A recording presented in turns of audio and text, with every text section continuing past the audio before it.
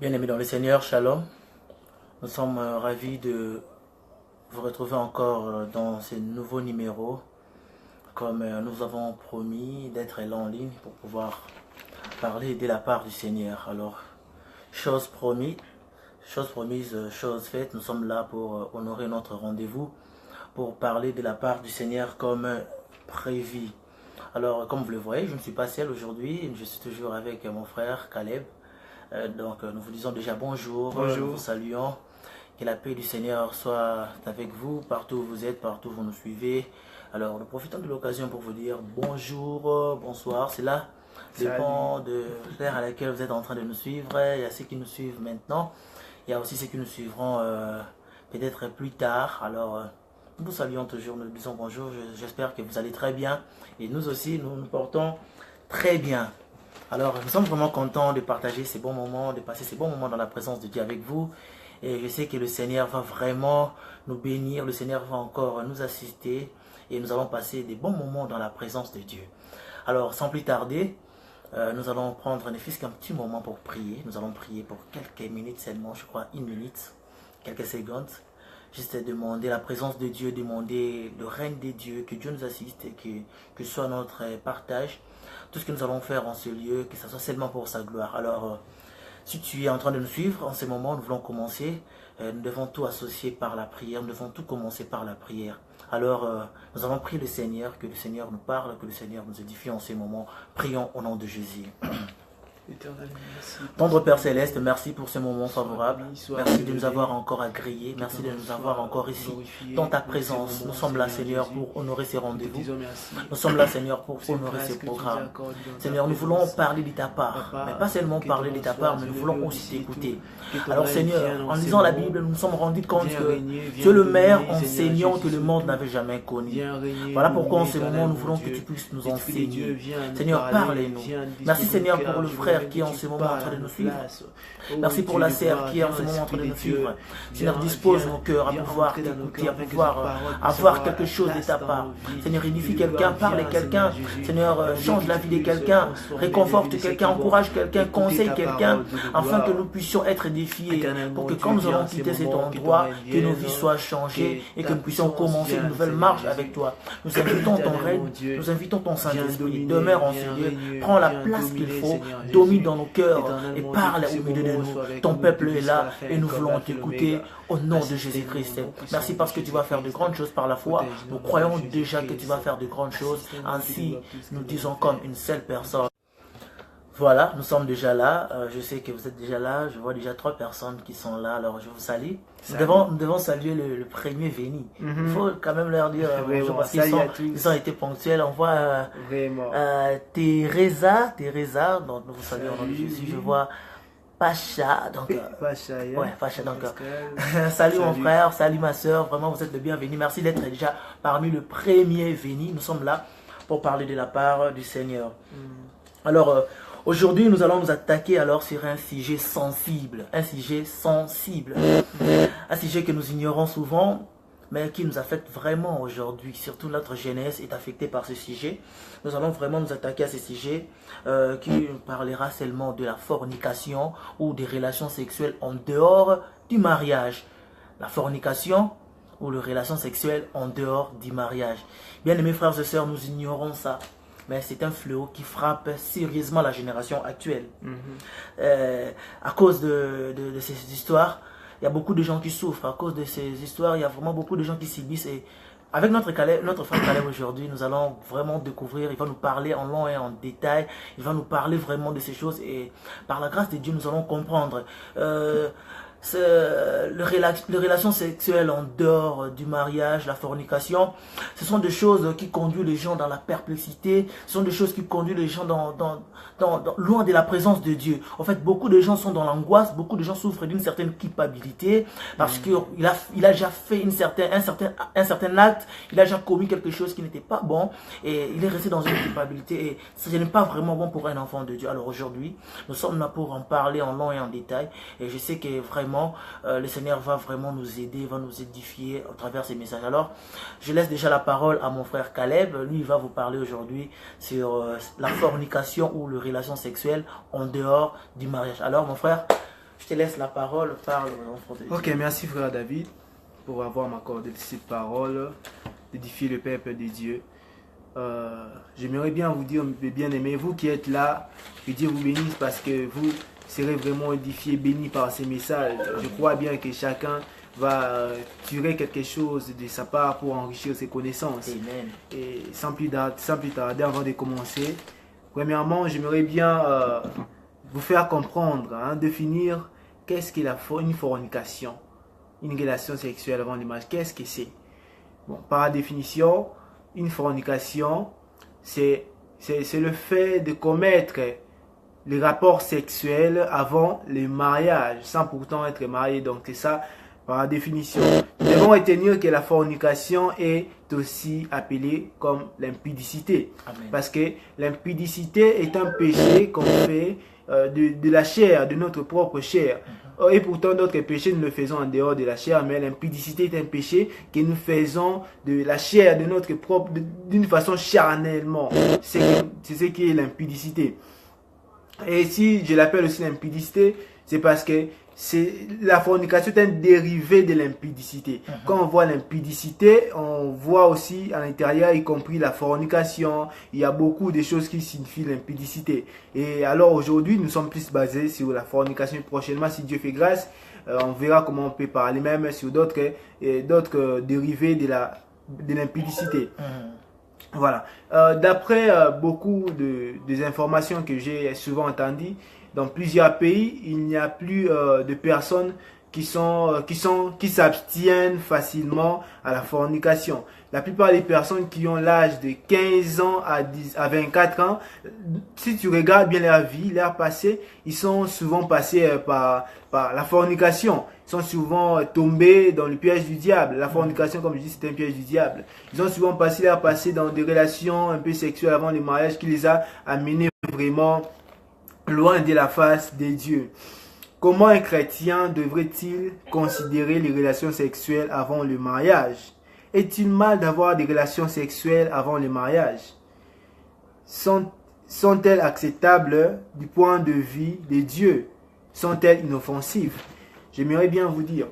Vous savez, il y a beaucoup de personnes qui disent que faire des rapports sexuels avant le mariage, ça donne l'expérience, vous voyez, ça donne une certaine expérience et ça donne la maîtrise de soi pour que lorsque tu seras dans le mariage, tu ne sois pas infidèle ou tu ne commets pas l'adultère à ta femme ou à ton mari, mais pourtant qui se trompe. Et certaines personnes aussi disent que faire des rapports sexuels avant le mariage, tomber à la fornication, ce n'est pas du tout mal parce que c'est bien pour nous les jeunes, pour se détendre et se réjouir, parce que nous sommes encore de jeunes. Lorsque nous serons de vieux, nous n'aurons pas assez de temps pour profiter de la vie. C'est ce que certaines personnes disent. Et donc ils prennent naissance des réjouis de ta jeunesse. De ta jeunesse, voilà. Mais oublie qu'un jour l'Éternel t'appellera en jugement, vraiment.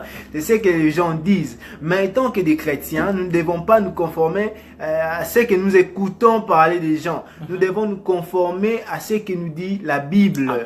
Nous devons nous conformer, marcher selon la parole de Dieu pour ne pas accomplir les convoitises et les désirs de la chair.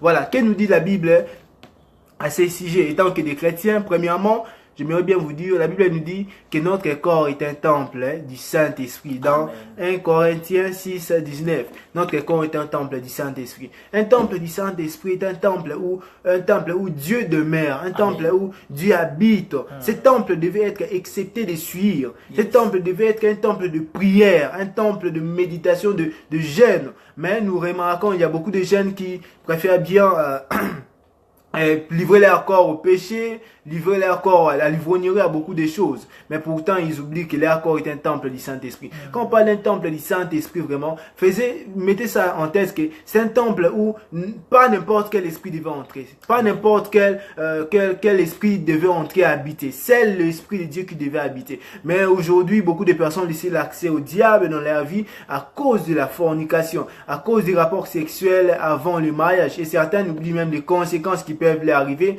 plus tard dans la vie. Ils oublient et ils laissent le diable entrer dans leur vie. Et deuxièmement, je pourrais dire ce que la Bible me dit. La Bible dit dans Romains 12 du premier verset, « Je vous exhorte donc, frères, par la compassion de Dieu à offrir vos corps comme un sacrifice vivant, saint, agréable à Dieu, ce qui sera de votre part un culte raisonnable. Nous devons apprendre à offrir nos corps à Dieu. Quand on parle offrir nos corps à Dieu, cela veut dire s'abstenir aussi de l'impudicité, de la fornication, s'abstenir du péché qui nous mène à nous éloigner de Dieu, s'abstenir de toute sueur du monde, de toute passion de la chair. C'est ça, offrir un corps à Dieu. Offrir un corps à Dieu, cela ne se fait pas d'une manière, je ne sais pas comme vous pensez, mais cela se fait de tout cœur. Donc de tout cœur. Pour apprendre à offrir ton cœur à Dieu, il faut aussi aimer Dieu. Si tu n'aimes pas Dieu, comment tu pourrais l'offrir ton cœur? Alors l'amour que tu as de Dieu te poussera à ne pas offrir ton corps dans le péché, mais te poussera à offrir ton corps à Jésus. Car c'est lui qui est ton maître, c'est lui qui est notre maître, c'est lui qui devait normalement prendre la première place dans nos vies. Amen. La première place dans nos vies. Troisièmement, je pourrais dire, je descends dans le même verset, Romains 12, deuxième verset, la Bible nous dit, ne vous conformez pas au siècle présent, mais soyez transformés par le renouvellement de l'intelligence, afin que vous discerniez quelle est la volonté de Dieu, ce qui est bon, agréable et parfait. La Bible dit, ne vous conformez pas au siècle présent. Nous voyons le monde présent, les siècles actuels, tout le monde, presque tout le monde qui ont de copines, de meufs, ils ont de mecs, tout ça. Chaque samedi, ils partent souvent dans des boîtes, ils partent se détendre dans des bars, partout. Ils partent se détendre. Mais étant que des chrétiens, nous ne devons pas se conformer à cette forme de vie. Nous ne devons pas se conformer au siècle présent. Nous ne devons pas faire cela parce que la Bible dit aussi tout est permis, mais tout n'est pas utile. Étant que des chrétiens, nous ne devons pas suivre les gens parce que ton ami a une mec, il vit dans l'impudicité, toi aussi tu veux lui suivre. Non, bien aimé. Il faut faire tout d'éviter ces choses. Car à travers ces choses que Dieu se fâche. Vous savez, il y a certaines personnes qui s'abstiennent aussi des relations sexuelles, mais ils se livrent aussi à des pratiques, ils se livrent souvent à des pratiques sexuelles. Ils s'abstiennent des relations sexuelles, mais ils se livrent souvent aux pratiques sexuelles. Par exemple, je pourrais dire, ils se caressent mutuellement. Cela veut dire quoi? Lorsque la Bible dit fouiller l'impudicité, cela ne veut pas dire résister ou blaguer avec l'impudicité. Quand on dit fouiller, cela veut dire détournez-vous et commencez à fuir. Éloignez-vous de cela. Amen. Mais vous savez, il y a certaines personnes qui prennent les décisions et disent que non, moi j'ai pris cette décision, je ne veux pas commettre la fornication, je ne veux pas tomber par des relations sexuelles. Mais lorsque lorsque mon corps a besoin un peu de se divertir, j'ai juste besoin qu'un mec me caresse, tout ça. Tu vois, c'est ce qu'ils disent souvent. La plupart des personnes le disent. Même aussi d'autres personnes qui sont fiancées, le font souvent. Ils disent que bon, non, on va pas tomber dans le piège sexuel, mais ne fût-ce qu'on passe des moments, c'est caresser, à faire juste des embrassements, un peu tout ça. Mais bien aimé, j'aimerais bien vous dire que attention, on ne provoque pas les diables. Lorsque le diable est resté assis, il cherche les moyens comment vous tenter, restez calme quand tu as des mots dans les prières. Mais lorsque toi-même tu commences à tenter le diable viendra lui-même se laisser devant ta porte et te séduire. Et dans ces cas, ça devient difficile pour s'en sortir. Oui, c'est tout ça vraiment. Ça devient très difficile pour s'en sortir. Tu ne peux jamais mettre un feuille de manioc à côté d'une chèvre et tu lui dis ne mange pas ça. Tu ne peux jamais le faire. Alors, parce qu'il va finir toujours par les manger. Lorsque tu te livres déjà aux choses qui sont liées à la sexualité, cela finira toujours par t'influencer à tomber à la fornication, à l'impudicité. Cela finira par t'attirer, quel que soit que tu te vois fort, quel que soit tu te vois, je sais pas comment, cela t'attirera toujours à tomber à l'impudicité. C'est pourquoi même si vous êtes des fiancés, il faut éviter ce genre de choses. Même si vous n'êtes même pas encore fiancés, évitez ce genre de choses pour être toujours intime à Dieu. Amen. Vous savez, la Bible dit aussi dans 1 Thessaloniciens 4, 3. Il est certain, non, ce que Dieu veut, c'est votre sanctification. C'est que vous vous absteniez de l'impudicité. S'abstenir de l'impudicité, pourquoi? Parce que ça a des conséquences vraiment très graves. Ça a des conséquences qui peuvent vraiment abîmer notre futur, détruire notre futur.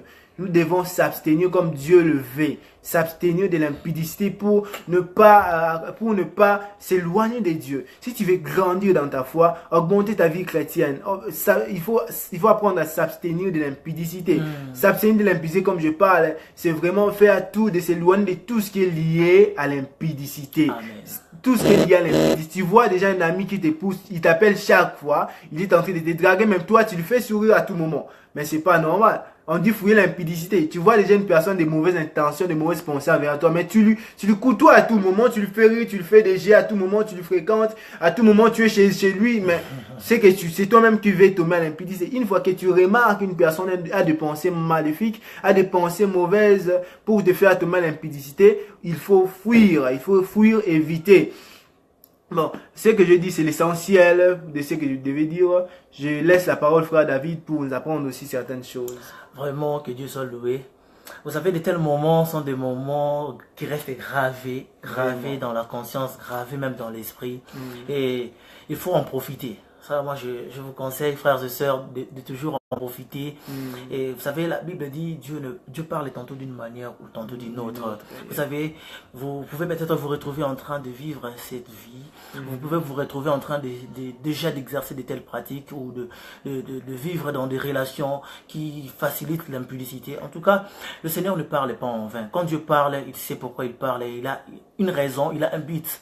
Et quand nous entendons la voix de Dieu, parfois nous essayons un peu de redouter. Nous essayons parfois d'en dire sur nos cœurs pour dire que non, ça c'est pas à moi qu'on parle. Bien qu'on connaît que nous sommes les concernés, mais on essaie un peu de faire semblant que non, c'est que moi je fais, ça ne me concerne pas avec tout ce qu'ils disent là. Mais dans ton conscience, là vraiment, c'est que j'ai toujours dit que tu peux tromper tout le monde. Tu peux tromper ton frère, ta soeur, ton pasteur, tes parents, mais tu n'arriveras jamais à tromper le Dieu qui t'a créé. Tu n'arriveras jamais à tromper ta conscience. Dans ta conscience, tu sais que ce que je fais n'est pas bon. Tu sais que quand je marche comme ça ne plaît pas à Dieu. Dieu attend de nous une certaine manière de vivre. Dieu attend de nous certains fruits que nous devons produire étant qu'enfants de Dieu.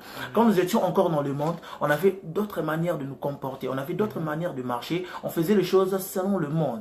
Mais comme nous sommes devenus en Jésus-Christ, comme nous avons donné notre vie à Jésus-Christ, nous n'appartenons plus au monde. Nous avons maintenant une appartenance qui est le Seigneur Jésus-Christ. Donc notre adresse, notre identité, c'est dans le Seigneur Jésus-Christ. Et on nous qualifiera étant qu'enfants de Dieu en nous reconnaissant par le fruit que nous produisons. Et ces fruits, c'est la vie quotidienne, tout ce que nous faisons dans la vie quotidienne, notre manière de parler, notre manière d'agir, notre manière de nous comporter. Et aujourd'hui, on nous parle d'éviter, de fuir, d'éviter l'impudicité, de refuser la fornication, mes frères et sœurs. Vous savez, il y a certains péchés qu'on peut faire.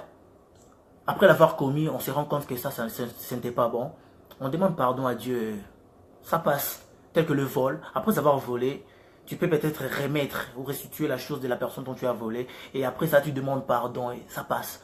Mais le péché comme l'impudicité, ce sont des péchés qui affectent pas seulement le corps. Le péché comme l'impudicité, c'est un péché qui n'affecte pas seulement la chair, mais aussi la conscience de l'homme. Tu te sentiras toujours coupable à tout moment que tu veux parler de Dieu, à tout moment que tu veux te donner à Dieu, à tout moment que tu veux vivre une vie intime avec le Seigneur. Tu te sentiras toujours coupable quelque part parce que tu es affecté non pas seulement dans la chair, mais aussi dans l'esprit. Alors nous allons voir quelque chose ici, très important encore, les conséquences de la fornication ou des relations sexuelles en dehors du mariage. Bien aimés frères et sœurs, laissez-moi vous dire une chose.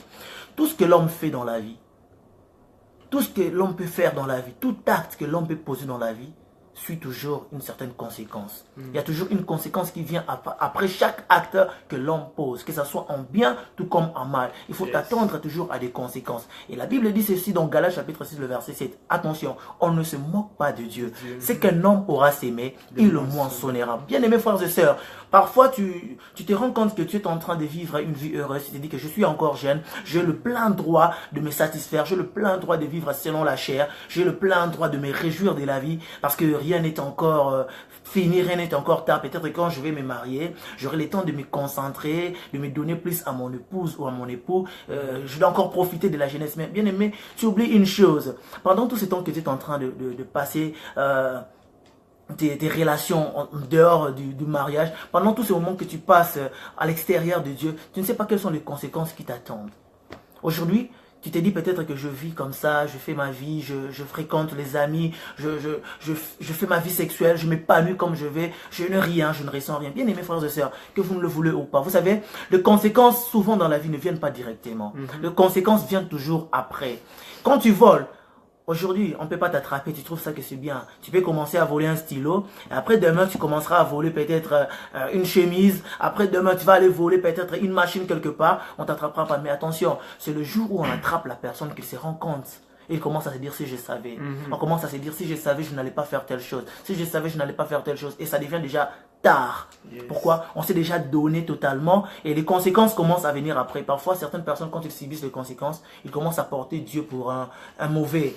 Pourquoi tu m'as laissé vivre une telle vie? Pourquoi tu m'as laissé aller jusqu'au fond? Tu devais m'interpeller. Mais aujourd'hui, Dieu t'interpelle car il ne veut pas que le pire arrive. Bien-aimés, attendons-nous toujours à des conséquences. Même si aujourd'hui, tu fais la vie sexuelle, tu t'épanouis tel que tu veux, et tu sens que il n'y a rien, pour toi ça va. Quand tu sors aujourd'hui avec un homme, après demain tu sors encore avec une autre personne, après demain tu continues, tu sens que tu es heureux. Mais laisse-moi te dire, la véritable joie ne se retrouve qu'en étant dans le Seigneur Jésus-Christ.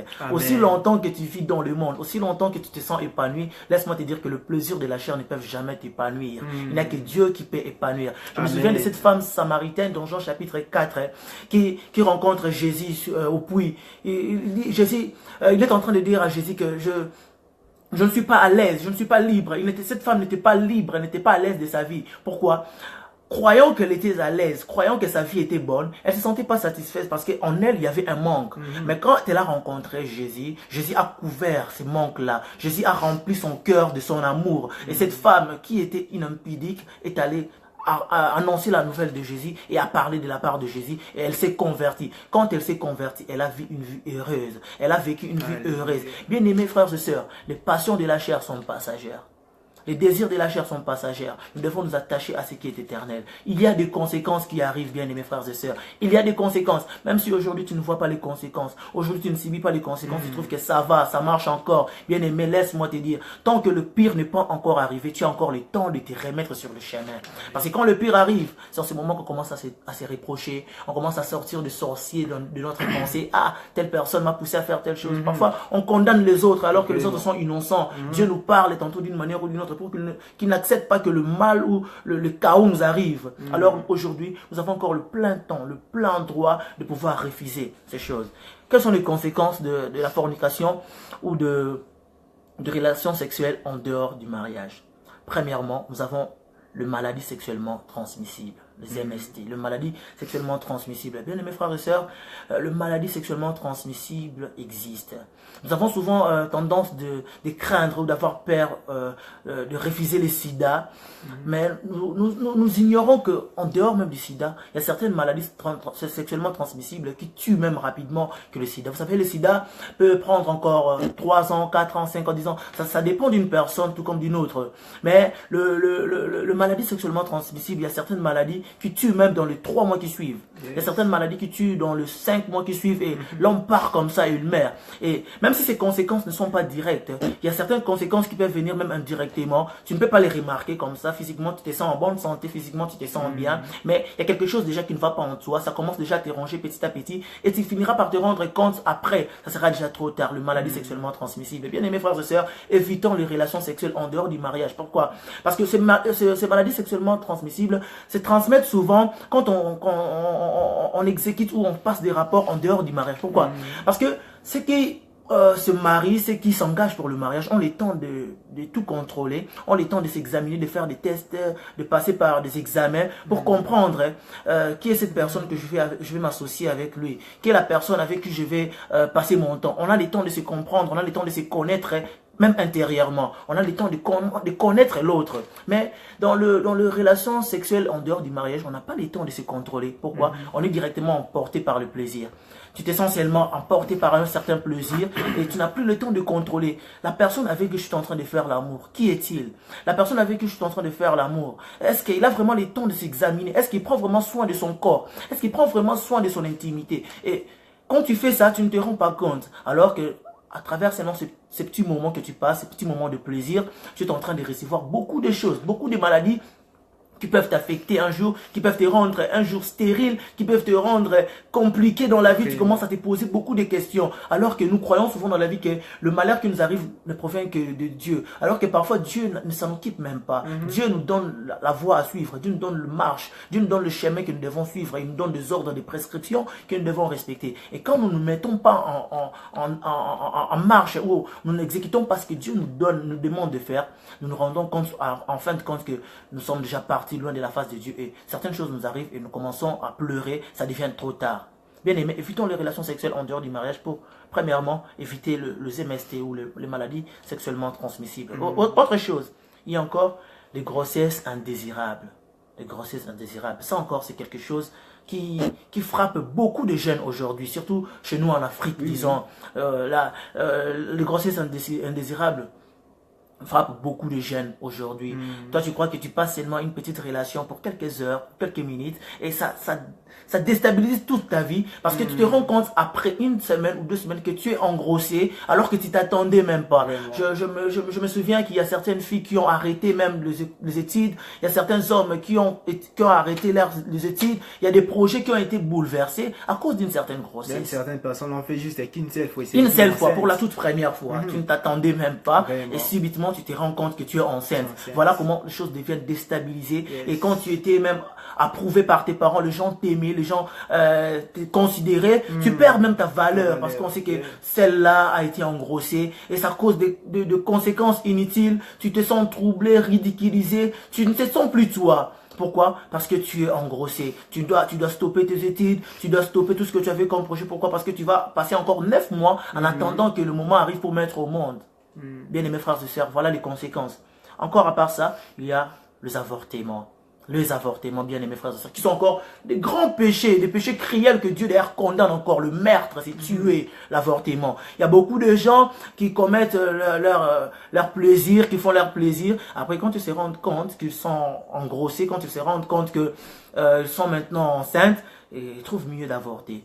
Certaines filles se disent que la personne qui m'a déjà engrossé a fui, il a refusé d'accepter ses responsabilités. Et certainement, si mon papa écoute ça, si ma maman écoute ça, si mes amis écoutent ça, mes frères et sœurs à l'église entendent que je suis engrossé, qu'est-ce qu'ils diront de moi? Nous voulons apparaître purs devant. Si tu savais que tu voulais être pur, il fallait t'abstenir. Si tu savais que tu voulais être saint, tu voulais que tout le monde te donne de la valeur, il fallait te conserver. Alors quand tu es arrivé dans ces stades-là et que tu te retrouves déjà enceinte, pourquoi avorter? Pourquoi avorter? Bien aimé, ce sont des péchés qui, je ne sais pas, l'impudicité ne s'arrête pas seulement là. Ça mène encore le meurtre, ce qu'on appelle l'avortement. Donc toi tu as commis double péché. Tu as commis l'impudicité, tu t'es éloigné de Dieu, toi-même tu t'es souillé personnellement, et lui encore tu avortes. Ce sont des choses qui restent gravées dans la mémoire d'une personne pendant très longtemps, que tu n'arriveras même plus à oublier facilement, bien aimé. Les avortements. Aujourd'hui beaucoup de gens meurent, beaucoup de jeunes gens meurent. Pourquoi? Parce qu'il a seulement avorté. Tu trouvais ça seulement un plaisir de quelques heures, un plaisir de quelques minutes, mais voilà, ça mène dans l'avortement. Il y a certaines personnes qui avortent même dans le mariage, mes frères et sœurs. Beaucoup de gens avortent même dans le mariage.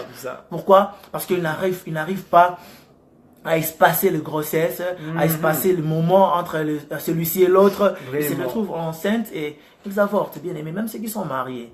Bien aimé, n'avortez jamais. Ça, je parle vraiment, je donne un conseil à tous ceux qui se retrouvent déjà peut-être enceintes en ces moments. Si tu te rends compte que tu es enceinte, si tu savais, la meilleure des choses, c'était éviter.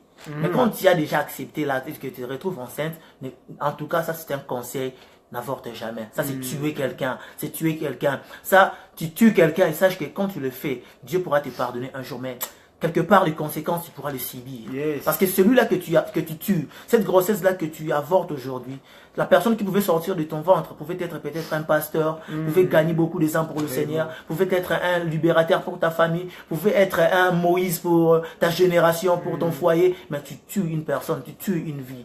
En tout cas, ne commettons pas de telles choses. Tout ça, ce sont le résultat de la fornication ou des relations sexuelles en dehors du mariage. À part ça, il y a encore des troubles dans le mariage. La fornication ou les relations sexuelles avant le mariage causent des troubles dans le mariage. Dans le mariage. Pourquoi? Parce qu'aujourd'hui, on se rend compte que on est en train de vivre comme il faut, on se rend compte qu'on est en train de passer des bons moments avec la personne qu'on aime, mais nécessairement, ces gens qu'on aime, avec qui nous faisons ces genres d'amour en dehors du mariage, on finit pas à vivre avec eux pour toujours. On finit toujours par se séparer et quelque part, l'homme perd sa chasteté, Vraiment. la fille perd sa virginité. Et souvent, ce sont les filles qui sont vraiment des victimes de ces choses. Tu te rends compte déjà que tu as perdu ta valeur, tu as perdu ta virginité. Et plus tard, la personne qui pensait t'épouser s'attendait à ce qu'il épouse une femme vierge, une femme vraiment... Donc, on doit vraiment le dire clairement. S'attendait à avoir une femme pure, mais au contraire, ce n'est pas ça le cas. Ça crée l'instabilité. Et ces problèmes de fornication en dehors du mariage, qui causent des problèmes dans le mariage, ça ne s'arrête pas seulement là, mais ça crée même l'infidélité. Parce que quand l'homme commence à remarquer que la personne ou la fille, sa femme qu'elle aime, n'est pas capable de procréer, ou soit parce que en passant de relations en dehors du mariage, elle a acquis de virus qui ont causé sa stérilité, de virus qui ont causé des problèmes en elle, elle n'arrive plus à mettre au monde, l'homme va chercher à aller ailleurs. Ça cause maintenant l'infidélité. Nous, les hommes, nous allons appeler ça infidélité. Mais devant Dieu, c'est l'adultère. Alors, un homme, tu dois commettre l'adultère parce qu'une femme avait seulement commis des erreurs dans sa jeunesse, avait donné son corps à n'importe qui. Et voilà comment il y a l'instabilité aujourd'hui dans la plupart des mariages, bien aimés frères et sœurs. Alors, pour éviter ça, il faut seulement éviter l'impudicité. Il faut fuir l'impudicité. Parce que si le diable ne t'atteint pas spirituellement, il finira par t'atteindre même charnellement comme ça pour t'amener à l'impudicité. Autre chose encore, en dehors même de conséquences physiques, l'impudicité ou la fornication, les relations sexuelles en dehors du mariage, cause même le mari et les femmes de nuit. Les maris et les femmes de nuit. Ça, n'ignorons pas. Il y a beaucoup de jeunes gens qui, après avoir mené une vie dans le monde, après avoir fait beaucoup de choses dans le monde, se rendent compte maintenant qu'aujourd'hui, j'arrête avec ce genre de relations. Aujourd'hui, je stoppe avec ce genre de relations. Et ils commencent maintenant à désirer le mariage. Un homme cherche le mariage, la femme cherche le mariage, mais à un certain âge, on se rend compte qu'on a déjà 28 ans, on a 29 ans, on a 35 ans, mais le mariage ne vient pas. On cherche l'homme de sa vie, mais l'homme ne vient pas. On cherche la femme de sa vie, mais on n'arrive pas. Ou soit on vit avec un tel homme, après quelques temps on se sépare. On vit avec une telle femme, après quelques temps on se sépare. Aujourd'hui, on arrive même jusqu'à donner la dot. On se présente devant la famille, on fait tout ce qu'il faut faire. Mais après quelques temps, il y a toujours des incompréhensions, quelque chose. Allez, tout se casse. Tout se casse. Quand tout se casse, on recommence encore à zéro. Et les églises commencent à être remplies de servants, de jeunes sœurs, de jeunes frères qui ne font que pleurer jour et nuit, prier, intercéder. Seigneur, donne-moi le mariage, donne-moi le mari, donne-moi la femme. Ça n'arrive pas. Pourquoi? Parce que le mari de nuit que tu as déjà acquis au travers les relations sexuelles que tu avais effectuées il y a déjà 5 ans passés, 10 ans passés, ça reste en toi. Et surtout que tu n'as pas cherché la face de Dieu, tu ne t'es pas repenti, tu ne t'es pas remis dans la présence de Dieu, tu n'as pas eu le temps de pouvoir renoncer à ça. Ces conséquences-là commencent à peser dans ta vie, ces conséquences-là commencent à peser sur toi et ça affecte même ta génération future. Ça affecte même ton futur, ça affecte tout ce que tu devais faire dans la vie. Pourquoi? Tu commences à te sentir culpabilisé. Tu te sens coupable, mais tu n'arrives plus à aller quelque part. Tu as des projets, mais tu n'arrives plus à concrétiser ces projets. Tu entres même dans le mariage. Je peux se faire que tu entres même dans le mariage, mais tu n'arrives pas à mettre au monde. Pourquoi? Le mari de nuit ne veut pas que tu puisses te réjouir ou t'épanouir de l'homme de ta vie. Ou soit la femme de nuit ne veut pas que tu t'épanouisses avec la femme de ta vie. Ça crée des problèmes, ça crée des ennuis. Et on sent qu'on est marié, mais il n'y a pas la paix dans le mariage. Alors que le mariage est une bénédiction de Dieu. Mais on se rend compte qu'on est marié, mais il n'y a pas la paix. Pourquoi? Parce que tel homme, telle femme, celui-ci avait déjà commencé à mener la vie ailleurs. Mais étant qu'enfant de Dieu, nous devons nous garder purs. Nous devons nous garder saints devant Dieu pour que Dieu nous donne de bonnes choses. La Bible dit, ça c'est Dieu d'ailleurs qui le dit, je connais les projets que j'ai formés pour toi. Les projets de bonheur, les projets de paix. Bien aimés frères et sœurs, Dieu a beaucoup de bons projets pour nous. Tant qu'aujourd'hui tu t'abstiens de cette vie, ne te sous-estime pas ou ne te ridiculise pas parce que tout le monde vit avec un copain, tout le monde a une copine, mais toi tu te dis que moi aussi je devais le faire. Non, bien aimés frères et sœurs, tu ne perds rien en gardant ta vie pure pour le Seigneur. Tu ne perds rien en gardant ton corps saint pour le Seigneur. Ma sœur, tu ne perds rien quand tu te gardes vierge pour le Seigneur. Tu ne perds rien mon frère quand tu te gardes chaste pour le Seigneur. Et autre chose encore, c'est la culpabilité. En dehors de maladies sexuellement transmissibles, en dehors de grossesse indésirable, avortement, troubles dans le mariage, mari et femme de nuit, il y a aussi la culpabilité. Le diable profite souvent dans la culpabilité pour éloigner quelqu'un de la présence de Dieu. Il peut se faire que tu avais déjà fait cette vie depuis très longtemps, tu te repentis devant le Seigneur t'a déjà pardonné, mais le diable commence causer en toi une certaine source qui te crée de culpabilité à tout moment. Tu te sens que tu veux parler à Dieu, tu veux parler même de Dieu, tu veux prêcher, tu veux te donner constamment à Dieu. Mais quelque part, tu te sens coupable. Pourquoi? Ta manière de raisonner, ta conscience te dit que non, quelque part, toi, tu as failli. Est-ce que tu crois vraiment que Dieu peut t'exaucer? Toi qui as accouché avec 5 femmes, toi qui as accouché avec 10 garçons et tout ça, tu crois vraiment que Dieu peut te pardonner? Et on commence à se sentir coupable. Pourquoi?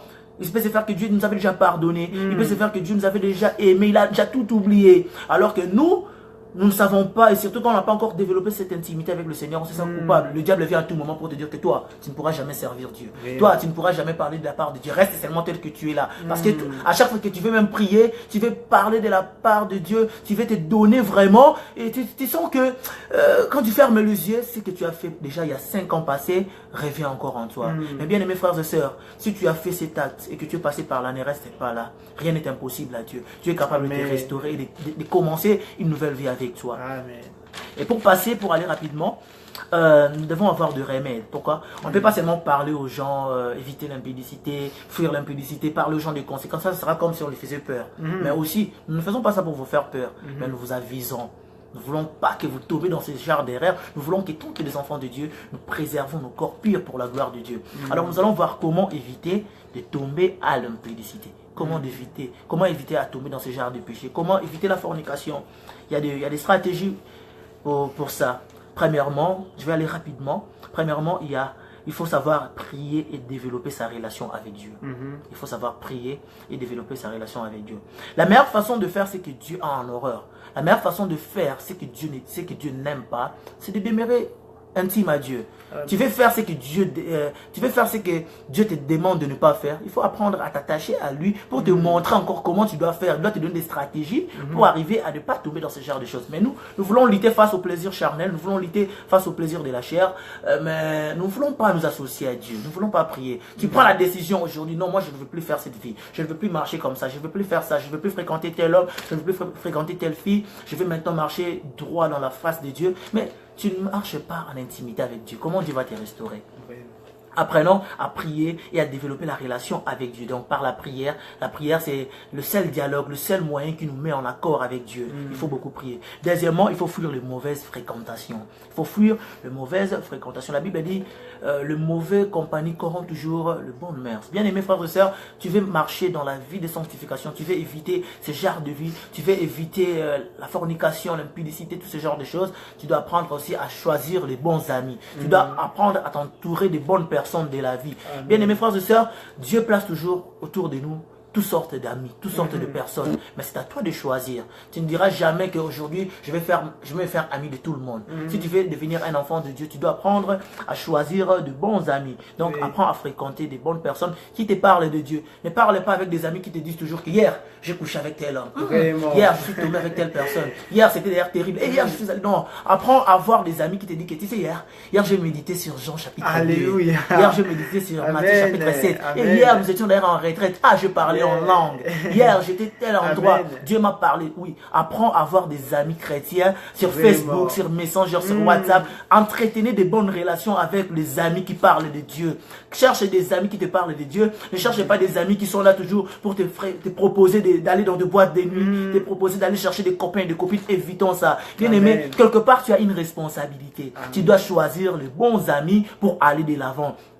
Tu dois choisir les bons amis pour aller atteindre ce que Dieu a prévu pour toi. C'est ce que nous faisons souvent. Parfois, sur Facebook, quand tu te rends compte que tu as certains amis qui n'apportent rien dans ta vie chrétienne, qui te parlent que de futilité, tu as le plein droit de le supprimer. Tu as le plein droit de les effacer et chercher des bons amis qui peuvent t'aider. Regarde, moi j'aime bien des amis qui viennent me dire, tu sais, j'ai un peu de difficultés ces derniers temps dans ma vie de prière. Est-ce que tu peux m'aider? Comment m'en sortir? Ça, c'est bien. Et moi aussi, avec de telles personnes, je veux aussi m'associer quand j'ai un problème, comme j'ai fait avec mon frère Caleb. On s'associe souvent, ah tu sais ces derniers temps, il y a quelque chose que je ne comprends pas, aide-moi. On se soutient comme ça et on marche dans la vie chrétienne. La vie chrétienne, il faut savoir faire de bons choix, il faut savoir choisir de bons amis et les bons amis vous aideront à aller de l'avant. J'ai beaucoup d'amis moi que je remercie toujours, que je ne peux même pas citer ici, de bons amis qui m'aident à chaque fois que je tombe, parce qu'on n'est pas parfait, nous qui vous parlons de Dieu. On a aussi parfois des difficultés, des défauts, on a des imperfections, mais quand on a des bons amis, les bons amis nous aident toujours. Ah, dans ce stade, il faut faire des assorts. Il faut agir comme ça pour passer. Yes. Vraiment, je ne saurais pas tout parler en détail. Je crois que dans les prochaines publications, nous allons vous parler en long et en détail sur le choix des amis. Nous allons vraiment avoir le temps de vous parler de ça, mais nous parlons sur ce qui Même est... Jésus aussi avait choisi ses disciples. Exactement, Il n'avait pas choisi tout le exactement, monde. merci, exactement. Donc c'est ça, tu ne peux jamais te faire ami de tout le monde ne peut jamais être tes amis, Yes. tout le monde ne peut jamais être ton ami. Tu dois apprendre à choisir. Jésus a choisi les disciples pour accomplir sa mission. Bien que parmi ses disciples, il y avait un traître. Il y avait un traître. Vraiment, parmi, il y en a Mais toujours. la majorité, il faut apprendre à choisir des bons amis, ça nous aidera vraiment à aller de l'avant. Yes. Et la troisième des choses, c'est éviter les seconds regards. Ça aussi, c'est très important. Deuxième regard. Ça, j'aime la chanson des frères Pichou Mwanzaguet. Il dit comme le troisième regard. Donc, le troisième regard crée beaucoup de choses, bien aimés frères et sœurs. Le premier regard peut être un regard d'information. Mais le second regard, c'est ce qui apporte maintenant la convoitise. Nous savons bien le cas de David qui est tombé qui est tombé à l'impudicité avec Bathsheba, la femme de son serviteur. La femme de son soldat. David est tombé. Pourquoi? Parce que David, quand il a remarqué Bathsheba en train de se laver, il avait le plein droit. En ayant vu pour la première fois, il avait le plein droit de refuser de s'abstenir. Mais quand il a regardé pour la seconde fois, le second regard apporte la convoitise. C'est en convoitant maintenant qu'on devient petit à petit excité, on commence à se sentir obligé à tomber, même quand on n'a pas envie de tomber. Il faut éviter les deuxièmes regards. Ça, c'est un défi de tous les jours. Même moi, je me dis, Seigneur, aide-moi à éviter les deuxièmes regards. Et des fois, tu passes comme ça, tu n'as pas envie de regarder, mais tu sens que la chair te pousse à regarder derrière. Non, non, non, non, évitons les deuxièmes regards. Les deuxièmes regards nous poussent souvent à aller très loin de la présence de Dieu. Quand tu regardes accidentellement, ça peut arriver, tu n'avais pas besoin de voir quelqu'un, quelqu'un s'habille très mal, une jeune sœur qui s'était mal habillée, quand tu le regardes subitement, oh voilà, mis sous émoni, on a vu, mais ne fais pas en sorte que tu regardes encore pour la deuxième fois, pour que le deuxième regard te pousse à convoiter et aller vers la personne. Donc évitons... Même aussi les réseaux sociaux, il faut savoir aussi zapper. Exactement, exactement, encore ça. Nous sommes exposés sur les réseaux sociaux, surtout sur Facebook, même quand tu n'as pas besoin de voir quelque chose que tu ne voulais pas, à tout moment, mais j'aime bien le pasteur Marcelus qui dit, il faut apprendre à zapper. Vraiment, apprendre à zapper. Donc quand tu vois quelque chose qui ne plaît pas à Dieu, quelque chose qui peut te nuire, non, zapper, même à la télévision. Donc les mauvaises choses viendront toujours. Tant qu'on est dans le monde, on ne peut pas vivre comme des extraterrestres. Donc les choses arrivent toujours, ça vient. Mais étant enfant de Dieu, pour ne pas nuire ton intimité à Dieu, apprends seulement à zapper et passer. Et tu verras que ça va aller. Amen. Autre chose, faire attention à ce que l'on lit ou l'on regarde. Ça va presque de pair. Attention avec ce que tu lis, avec ce que tu regardes, ou parfois même ce que tu entends. Il y a d'autres personnes qui n'ont même pas besoin de tomber à l'impudicité, de faire de mauvaises choses. Mais quand il entend seulement parler ses camarades, c'est qu'on a dit, évitez les mauvaises compagnies, les mauvaises compagnies. Parce que tu n'as pas besoin, tu n'as même pas cette idée-là, cette intention-là. Mais comme tes amis parlent de ces choses-là, tu sens que, moi je suis un peu, je suis en dehors de la modernité. Je dois aussi, comment ils vivent comme ça? Ils vont te donner ces goûts-là. Et au fur et à mesure que tu entends ces choses, tu deviendras aussi attiré par ça. Donc il faut contrôler ce que nous regardons, ce que nous voyons durant tout le long de la journée. Le film que nous regardons, le livre que nous regardons, les photos que nous regardons. Il faut apprendre un peu à éviter tous ces genres de choses. Et surtout une chose encore qui gagne encore la plupart des jeunes aujourd'hui, ce sont les séries. Les séries télévisées. Surtout ça. Les séries télévisées gagnent beaucoup de jeunes. Quand on regarde ça, même quand on n'a pas besoin de faire certaines choses, on commence à comprendre beaucoup dans l'amour. Et quand on regarde, on a aussi envie de pratiquer. On a envie maintenant de parler, qu'on sache aussi que nous aussi on est capable de mettre ça en pratique. Or, ce n'est pas ça. Étant enfant de Dieu, on doit mettre de côté certaines choses parce que nous ne sommes pas appelés à tout prendre et mettre sur notre parcours. On doit s'abstenir et refuser certaines choses. C'est qu'on voit, c'est qu'on devient aussi. Exactement, c'est ça. Autre chose à faire, c'est faire attention à son style vestimentaire, sa manière de s'habiller. La manière de nous habiller aussi nous pousse à tomber dans l'impudicité ou à faire tomber les autres. Il y a certaines personnes qui disent que moi je ne tombe pas dans l'impudicité, moi je ne fais pas telle chose, mais sa manière de s'habiller pousse aux autres personnes de tomber, de les convoiter. Bien aimés frères et sœurs, on est chrétiens, c'est tout ça, moi je parle ça vraiment aux chrétiens. Si tu sais que tu es un enfant de Dieu, il faut contrôler ta manière de t'habiller. Il faut contrôler ta manière de t'habiller. Ma sœur, ce n'est pas tellement important de t'habiller comme toutes les filles pour qu'on croie vraiment que tu es une fille. Non, la Bible nous demande de nous habiller d'une manière saine. Jeune sœur, surtout le jeune sœur, ça vraiment on doit en parler, surtout le jeune sœur. Aujourd'hui, si beaucoup de jeunes sœurs tombent enceintes, beaucoup de jeunes personnes tombent dans l'impudicité, c'est parce que certaines femmes, certaines filles s'habillent très mal à l'église, par-ci, par-là où nous allons. Quand tu es un enfant de Dieu, apprends à contrôler ta manière de t'habiller. Il y a certaines personnes, quand ils étaient au Congo, ils s'habillaient très bien, ils partaient à l'église. Mais aujourd'hui, comme on est aux États-Unis, comme tout le monde s'habille avec des petites culottes, comme tout le monde s'habille comme il veut, moi aussi je dois m'habiller de la sorte. En tout cas, ça, ce n'est pas bon. Contrôle ta manière de t'habiller. Avant que tu sors, tu as le plein droit d'aller devant ton miroir pour dire que ah, ça me va. Est-ce que quand je m'habille comme ça, est-ce que quand telle personne me verra, est-ce qu'il ne va pas tomber? Est-ce qu'il ne va pas beaucoup penser? Donc, évitons de faire tomber les autres personnes. Au travers de notre manière de nous habiller, au travers de notre manière de parler, notre manière de porter. En tout cas, tout ce que toi tu reflètes, ça montre ce que tu es. Ton identité se révèle par rapport à ce que tu reflètes. Mais si tu reflètes de mauvaises choses, tu t'habilles très mal, il est facile que les gens disent que ah, celui-ci c'est un impudique. Hein. Quand on te regarde, parce qu'on se rend compte même dans la vie courante parfois, même quand tu n'es pas un pasteur, quand tu t'habilles seulement propre, tu mets une veste, oh pasteur, comment tu vas? On te salue comme ça. On t'appelle parfois ministre, hein, suite à ce que tu as reflété en ce moment-là. Quand tu t'habilles comme un responsable, on te dit responsable. Mais quand tu t'habilles comme les impudiques, comme des tiennes, il faut qu'on te regarde, même si tu disais que je suis chrétien, on va dire seulement, bon, tu es chrétien, ça se voit en parlant, mais réellement comme ça, ta manière de t'habiller ne fait pas voir que tu es un enfant de Dieu. Alors, apprenons à contrôler notre manière de nous habiller. Et il y a d'autres personnes aussi qui disent que Dieu voit seulement que les cœurs, il ne voit pas l'habillement. Ils se trompent. Hein. J'ai aimé une prédication, un partage de mon frère Caleb dernièrement. Il a aussi parlé sur ça. Ils disent que Dieu ne voit pas l'aspect extérieur du corps. En tout cas, dans la vie chrétienne, tout compte. Moi, c'est ce que je dis. Dans la vie chrétienne, tout compte. Parce que quand toi, tu vas évangéliser à quelqu'un, tu lui dis que cesse de pécher, cesse de vivre comme ça, cesse de faire ça, viens, donne ta vie à Jésus, et que tu t'habilles mal. Quand tu vas te regarder, dis que mais toi, tu es comme moi. C'est que tu m'interdis de faire ce que toi tu fais. Tu me demandes de ne pas m'habiller comme ça, mais toi, tu t'habilles de la sorte. Qu'est-ce que tu vas donner comme... Alors, nous devons apprendre d'abord à nous rendre propres, nous, avant de commencer à parler aux autres. Quand je vais te parler de la part de Dieu, je dois apprendre d'abord à voir comment je suis. Est-ce que j'apparais vraiment selon les critères qu'il faut pour un enfant de Dieu. Donc apprenons à bien nous habiller pour ne pas faire tomber les autres, ou soit pour ne pas tomber nous-mêmes dans l'impudicité. Et autre chose, c'est apprendre à parler aux supérieurs de ce que nous avons dans la vie. Il y a certaines personnes qui se sentent harcelées par la vie sexuelle, par l'impudicité, mais qui gardent ça pour eux-mêmes. Alors il faut apprendre à parler à des supérieurs, à des encadreurs à l'église qui peuvent nous aider, des encadreurs qui peuvent nous aider vraiment à vivre une vie sainte, qui peuvent nous aider à nous relever. Pas celui à qui tu peux parler pour aller dire à quelqu'un d'autre. Tu viens, tu lui racontes tes problèmes, tu lui dis, il va encore et comment. Non, apprends à parler à des hommes sérieux, à des hommes qui marchent vraiment dans la présence de Dieu. Ça peut être ton ami, un ami qui marche vraiment droit dans la face de Dieu, un ami qui marche vraiment comme il faut dans la présence de Dieu. Tu peux lui proposer cette situation et il va t'aider. Autre chose, on va rapidement, c'est te donner des disciplines personnelles. Ça c'est très important. Pour éviter de tomber à l'impudicité, il faut apprendre à te donner des disciplines personnelles. Nous ne voulons pas parfois tomber dans l'impudicité, mais on est parfois lâche face à certaines choses. On se laisse emporter facilement face à certaines choses. Il y a certains programmes télévisés qui ne sont pas bons.